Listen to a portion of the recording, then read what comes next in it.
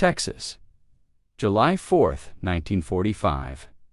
Smoke rose thick from the pit barbecues behind the mess hall at Camp Wallace, curling into air so hot it shimmered. Lena Becker stood at the fence line, hands gripping rusted wire, watching American soldiers prepare something she hadn't seen in 4 years.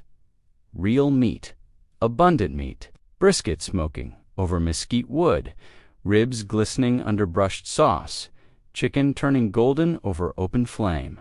She was 34 years old, from Berlin. A civil servant before the war conscripted her into auxiliary services. Now she was prisoner number 4127 in a compound outside Galveston, one of 18 German women who'd been captured in the war's final collapse and shipped across an ocean to wait for repatriation in the sweltering heat of coastal Texas. If you're watching from Texas, hit that subscribe button and let us know in the comments where you're tuning in from.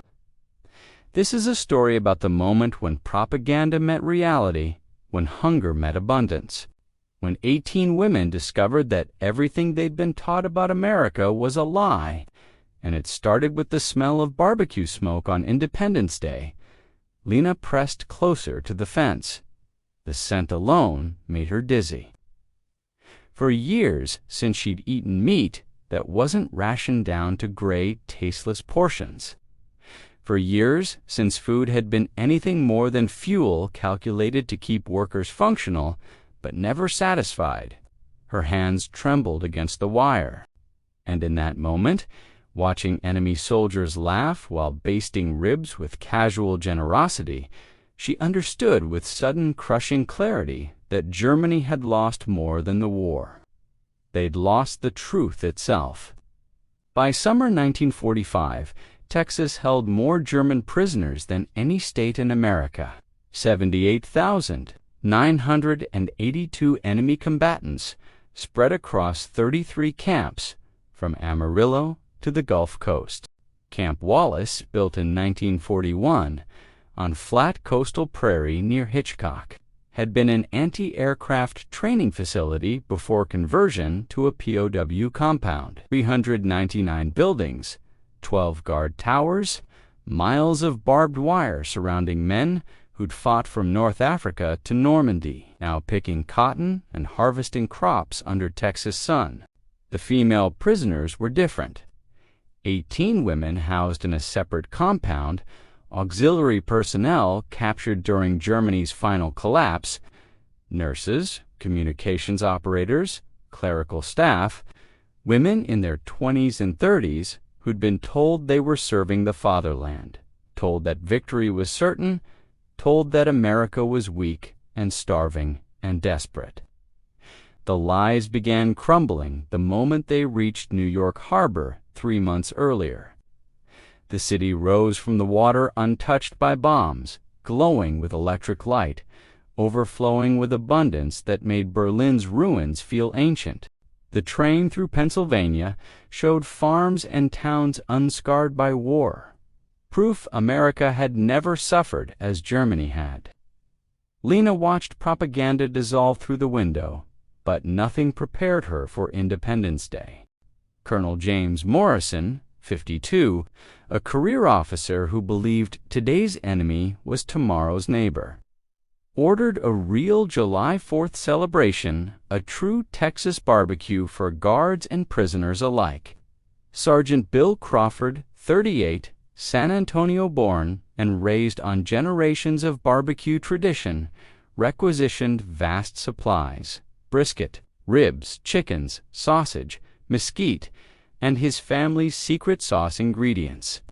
For a week, the women watched preparations, watched Americans dig enormous pits, watched them stack wood with a serious concentration of men performing sacred work, watched volunteers arrive from nearby towns, locals curious enough about German prisoners to donate their time and expertise. Ingrid Schneider pressed against the fence beside Lena, 26 years old, from Munich, thin from years of inadequate rations. "What are they preparing?" "Food," Lena replied. something that requires fire and smoke and more effort than I've seen since before the war. The smell grew stronger each day, with smoke first, then meat, then spices that stirred forgotten memories. Margaret Vogel, 42, watched with tears forming.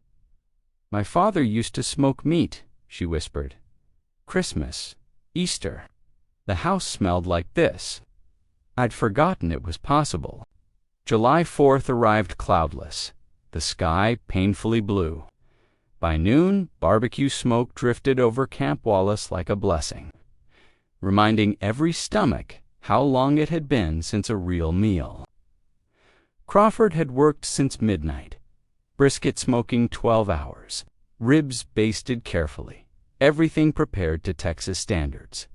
Tables stood ready, soldiers gathering, male prisoners escorted in. Then the women arrived, 18 in gray uniforms, walking toward a celebration they didn't understand and an abundance they'd been taught didn't exist. The serving line stretched 20 feet. Long tables laden with meat that seemed impossible. Brisket sliced thick, ribs glistening, chicken golden, sausage charred and split. Side dishes in varieties that contradicted years of rationing. Potato salad, coleslaw, beans, slow-cooked with bacon, cornbread, still warm, desserts visible on another table, pies and cakes that looked homemade rather than institutional.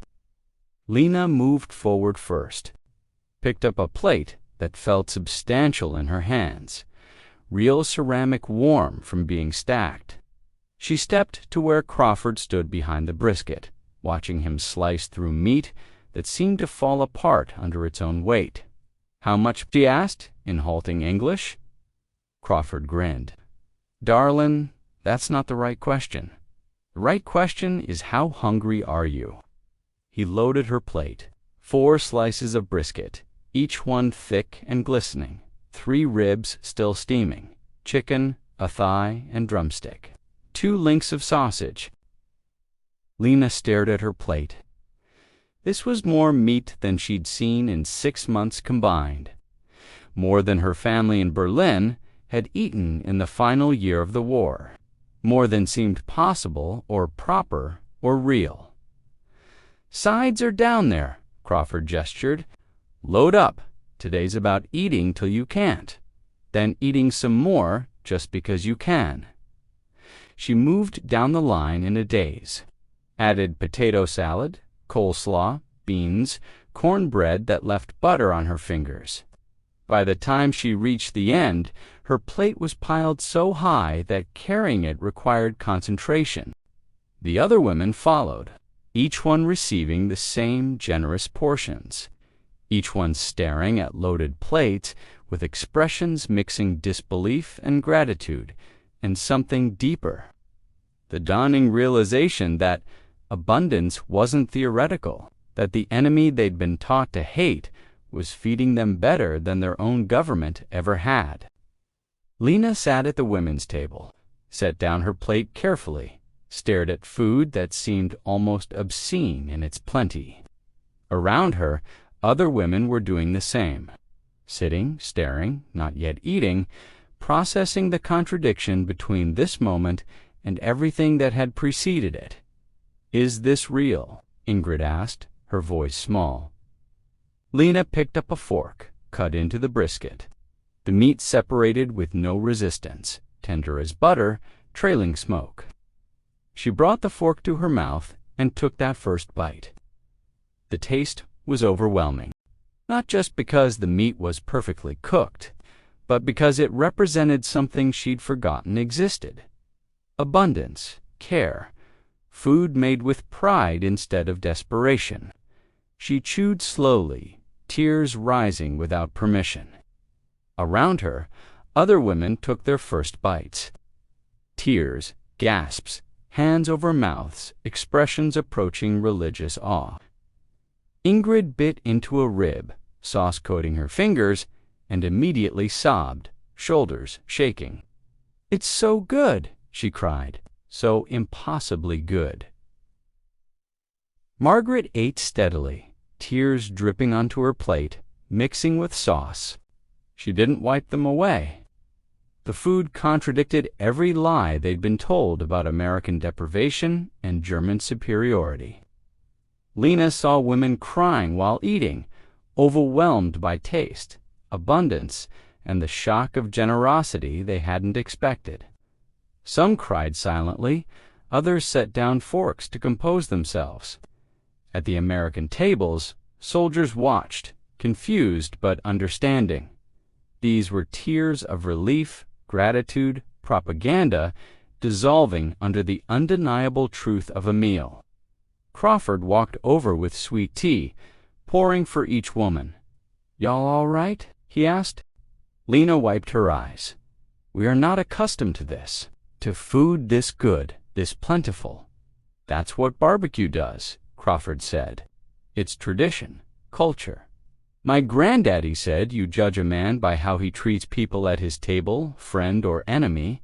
In Germany, we were told America was weak," Lena said. "And now," she gestured to the spread, "we were lied to." After 30 minutes, Ingrid stood, plate empty though once impossibly full. She approached the serving line with desperate determination. "More," she said in broken English. "Please, sir, give us more." "You can have as much as you want," Crawford said softly. He loaded her plate again. Other women followed. "More, please, Merbit. Can we have more?" Margaret approached last, voice trembling. "Give us more," not demanding, pleading. Crawford's team served them again and again. The women ate, cried, and returned for more. Hunger became fullness. Fullness became proof the enemy wasn't what propaganda had claimed. Soldiers watched as ideology crumbled under brisket and ribs. Colonel Morrison observed, concerned they'd overeat. "Let them," his XO replied. "They're learning something no lecture could teach America, fights from abundance, and shares it." 3 hours later, the feast wound down. The women had gone through the line 4 times on average, stomachs distended, hands sticky with sauce, faces stained with dried tears. Exhausted but fulfilled, they sat together. When Crawford brought pies, Lena smiled with genuine warmth.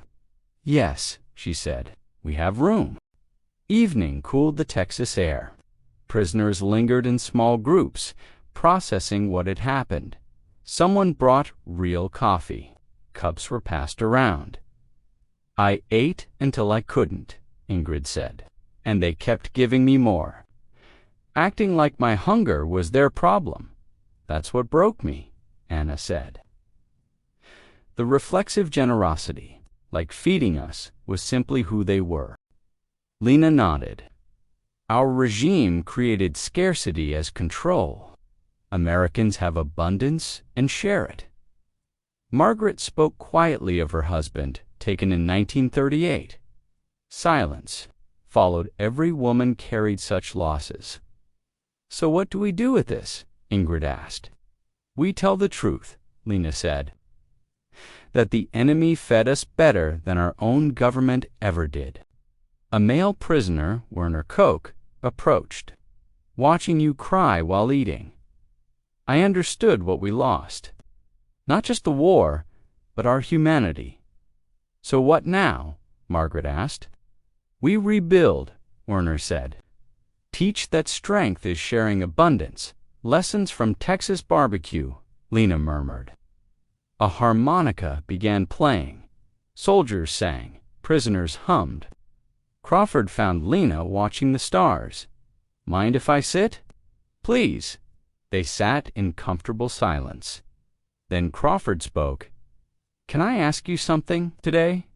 When y'all were eating, the crying, the emotion, what was that about?"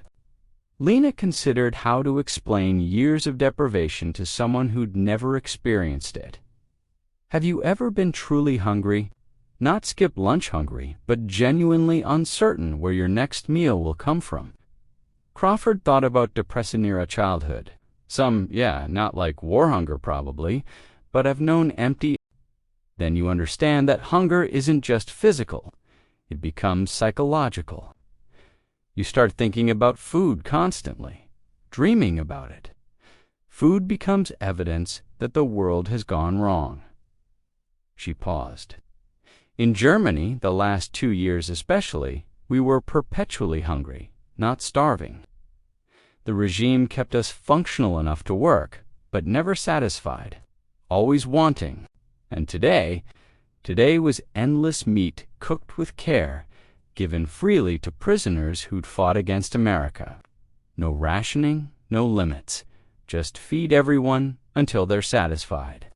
Then feed them more, because abundance shared is better than abundance hoarded. Crawford nodded slowly. My granddaddy used to say, you can judge a civilization by what they do when they have plenty. Poor times, everyone rations. But plenty, that's when you see what people truly value. So, when we were crying, it was about propaganda shattering, Lena said. About realizing we'd been lied to comprehensively. About discovering that the enemy we'd been taught to fear was actually generous and kind. About understanding that the deprivation we'd suffered was choice rather than necessity. Crawford pulled something from his pocket, a small piece of paper. This is my family's barbecue sauce recipe. Been passed down for generations. I'm giving it to you. Lena took the paper, surprised. Why? Because food is culture, and culture is worth sharing. Because you understand what this means better than most Americans do. Because someday, maybe, there'll be barbecue in Germany. And if there is, I hope it'll be because you remembered today. Lena folded the recipe carefully, tucked it into her pocket like treasure.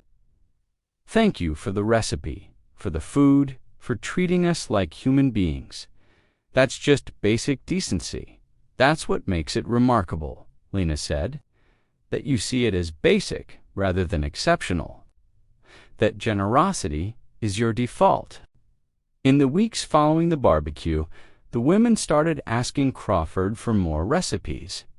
For techniques, for the knowledge that had created that feast. Crawford initially thought they were joking, but the requests were genuine, persistent, accompanied by careful notes.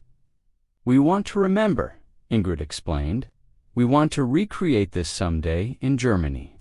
We want to pass along the lesson that food prepared with care, given freely, shared abundantly, demonstrates civilization more clearly than any military victory. So Crawford started teaching evening sessions in the mess hall. German women taking notes while an American sergeant demonstrated smoking techniques. Sauce recipes, the philosophy of low and slow cooking. Barbecue is patience, Crawford explained. Can't rush it. You set your fire, monitor your heat, trust the process. Takes 12 hours to do brisket right. The magic happens in those long hours when smoke and heat work together. The women absorbed this like theology. They understood Crawford was teaching more than cooking, that patience and process applied to more than just meat preparation. September brought repatriation orders. The women would be transported to New York, then shipped to Bremerhaven, then distributed to various occupation zones. Camp Wallace had become home in strange ways. Leaving meant returning to uncertainty, to rubble, to occupied zones where future was questionable and past was catastrophic. On their last evening, Morrison arranged a final barbecue, smaller than July 4th, just for the female prisoners. A farewell feast. Crawford cooked with the same care. Brisket smoked 12 hours. Ribs perfect. Sides prepared with attention that demonstrated respect, regardless of nationality. The women ate with less crying this time. They'd learned to expect generosity, but emotion remained. Gratitude mixed with sadness for leaving a place that had treated them better than anywhere else in their war-shattered lives. After the meal, Lena approached Crawford privately, carrying a small package wrapped in cloth. For you, inside was a carved wooden plaque made by one of the male prisoners. The carving showed a barbecue pit with smoke rising, surrounded by German and English text, in gratitude to Sergeant Crawford and the men of Camp Wallace, who taught us that the enemy can be generous, that abundance is meant to be shared, and that humanity transcends borders and wars. From the German women prisoners, September 1945, Crawford felt his throat tighten. "Ladies, I was just cooking barbecue." "You were demonstrating civilization," Lena corrected, showing us that values we'd been taught to despise were actually worth admiring. "We're taking these home. We're going to rebuild Germany with what you taught us, that fed people are happier than hungry people, that generosity builds more than cruelty, that true strength is having plenty and choosing to share it." The next morning, trucks arrived. The women gathered their possessions, clothes, letters, recipe notebooks, now precious beyond measure. In the farewell line, Crawford handed Lena a small package, mesquite seeds, for when Germany rebuilds enough to plant trees, takes years before they're big enough for smoking wood. But mesquite is patient. "I'll plant them in Berlin," Lena said. "When they grow, I'll remember this camp, this sergeant, this summer, when propaganda shattered because the enemy fed us better than our government ever did." Berlin, 1975, behind an apartment rebuilt from rubble. 64-year-old Lena Becker stood beside a mesquite tree, improbable in Germany, carefully tended, providing wood for a tradition that had become a small legend. Every July 4th, survivors of Camp Wallace gathered to cook real Texas-style barbecue using recipes preserved through Reconstruction. The food was never quite right. German beef wasn't Texas beef, but the ritual mattered. Ingrid stirred saws. Margaret's daughter attended now, carrying her mother's notebook. Anna and other original survivors formed the core, joined by children, grandchildren, and curious neighbors. "Tell us again," Ingrid's granddaughter asked. "Tell us about the barbecue." Lena told the story as always, heat and smoke and unimaginable abundance, crying while eating because generosity had revealed truth. They had begged for more, experiencing ideology dissolving under the weight of what they could see and taste. And Sergeant Crawford taught you all this. "He taught us more than cooking," Lena said. "He taught us that civilization is measured by how you treat people when you have abundance. That generosity is strength. That feeding enemies shows confidence cruelty never could." She pointed to the mesquite tree and the smoke from their pit. "This grew from his seeds. Took 15 years, but now it produces, and we use it to remember that abundance shared is better than scarcity hoarded." Later, Lena read a letter from Crawford, now 73 in San Antonio, glad the mesquite thrived. He wrote, "Keep cooking, keep teaching. Feeding others is sacred work." The gathering continued late, honoring a tradition born in a prisoner camp, proof that small acts of generosity ripple through time. Wars sometimes end not with treaties, but with recipes, with gardens where enemies plant trees, whose wood flavors food that carries forward the values worth preserving.